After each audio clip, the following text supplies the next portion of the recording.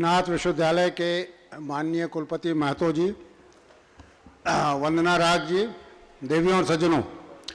मैं बहुत आभारी हूँ मुझे इतने महत्वपूर्ण विषय पर इतनी ज़बरदस्त सफलता वाले कार्यक्रम में बोलने का मौका दिया गया। जमशेदपुर तो पिछले 3-4 सालों में इत्तेफाक की बात है कि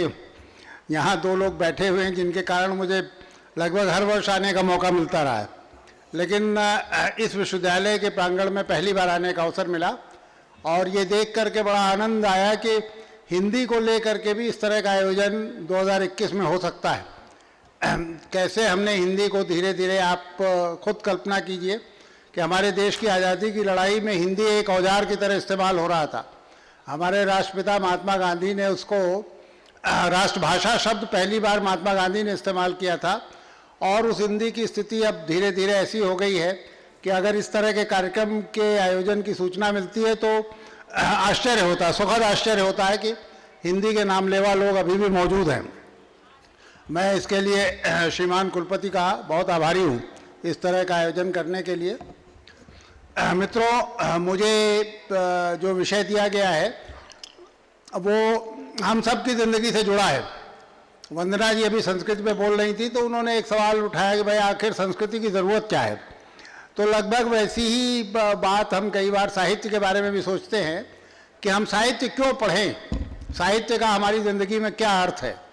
हम ये जाहिर है कि इस विश्वविद्यालय में एक विभाग होगा हिंदी का या एक अंग्रेजी साहित्य का विभाग होगा, लेकिन बाकी सारे विभाग इंजीनियरिंग के, टेक्नोलॉजी के और दूसरे ऐसी विधाओं के होंगे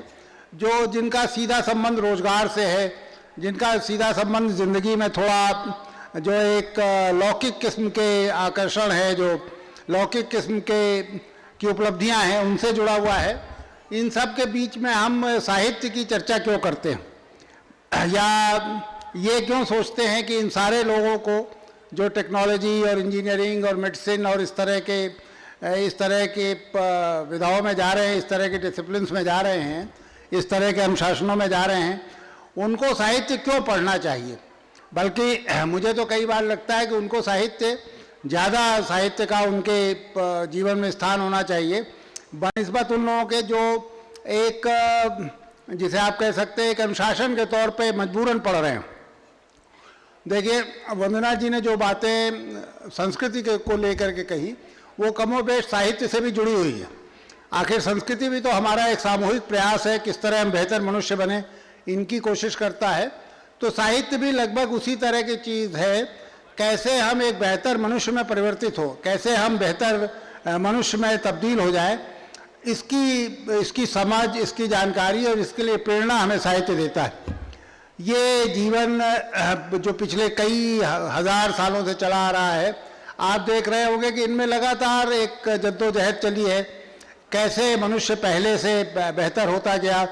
बेहतर से मेरा मतलब वो सारे तमाम मानवीय मूल्यों में कैसे उसकी आस्था जगी जो उसे एक बेहतर इंसान बनाता है। आखिर क्या वो मानवीय मूल्य हैं जो धर्मों को, जो भौगोलिक सीमाओं को, जो भाषिक जो बंधन है, उन सब को काट करके और वो कहीं ना कहीं एक सामूहिक चेतना का अंग बनते हैं। वो मूल्य हैं जैसे प्रेम है, सहृदयता है, करुणा है, अपने ऐसे छोटे के लिए स्थान छोड़ना है। ये सारी चीज़ें, ये सारे मूल्य ऐसे हैं जो संस्कृति का भी अंग हैं और जिन्हें साहित्य हमें जो संचित करके हमें बताता है कि अगर हम इस तरह से जिएंगे तो हम एक बेहतर मनुष्य बनेंगे। अगर हम नहीं जिएंगे इस तरह, अगर हमने अपने जीवन से प्रेम खत्म कर दिया, अपने जीवन से करुणा खत्म कर दी, अपने जीवन से आस्था खत्म कर दी, तो हम किस तरह से एक मनुष्य से नीचे की योनि के प्राणी होते जाएंगे। ये साहित्य है जो हमें बताता है कि आस्था के ऊपर विवेक को तरजीह देनी चाहिए। कभी भी हमें किसी चीज़ को इसलिए नहीं मान लेना चाहिए कि वो कुछ किताबों में लिखा हुआ है, कुछ हमारे पूर्वज कह गए हैं, बल्कि उसको जांच परख के, जिसकी तरफ अभी वंदना जी ने भी इशारा किया कि संस्कृति के लिए भी जरूरी है कि साइंटिफिक टेम्परामेंट पैदा हो, तो साहित्य भी इसी तरह की समझ पैदा करता है। ये कहीं ना कहीं मैं तो ये एक निवेदन करूंगा आपके कुलपति जी से कि जो तकनीकी विषयों के छात्र हैं उनको कम से कम हफ्ते में 1 दिन या 2 दिन उनके लिए साहित्य का पीरियड जरूर रखें। और ये साहित्य कोई जिसे आप कह सकते हैं रूढ़िबद्ध या संस्थाबद्ध किस्म का साहित्य नहीं, जिस बच्चे के हर बच्चे में, हर लड़के या लड़की में कोई ना कोई एक ऐसा कोमल अंश होगा जिसमें उसकी दिलचस्पी होगी। कोई कविता में दिलचस्पी रखता होगा, कोई कहानी में रखता होगा।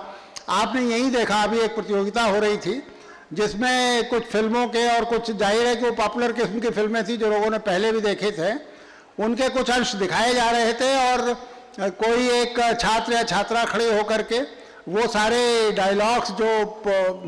सुनाए नहीं गए थे वो अपनी कल्पना से गढ़ के सुना रहे थे। तो ये सारी ये जो कल्पना शक्ति है ये साहित्य से ही पैदा होगी। तो मैं तो ये अनुरोध करूँगा कि आप अपने छात्रों को उनके अपने विषयों के अलावा हफ्ते में कम से कम 1 दिन या 2 दिन इस तरह का भी रखें, और जिसमें उनकी अपनी दिलचस्पी का, कोई कहानी में दिलचस्पी रखता है, कोई कविता में रखता है, कोई नाटक में रखता है, उसे खुद अपनी किताब तय करने दें, उस किताब को पढ़ने दें और फिर उस पर चर्चा करने दें। ये एक छोटा सा मेरा सुझाव है। बहरहाल मैं जानता हूँ कि आज दिन भर आप लोग खूब व्यस्त रहे हैं, मैं कोई लंबा समय नहीं लूँगा। मैं एक बार फिर धन्यवाद देना चाहता हूँ माननीय कुलपति जी का और इस पूरे कार्यक्रम के आयोजकों का, और जितनी अच्छी तरह से हम लोगों ने तो थोड़ा ही अंश देखा, लेकिन जितनी अच्छी तरह से सब कुछ संचालित हो रहा था और जितनी ज़बरदस्त भागीदारी थी, उसके लिए आप सबको बहुत बहुत बधाई। धन्यवाद।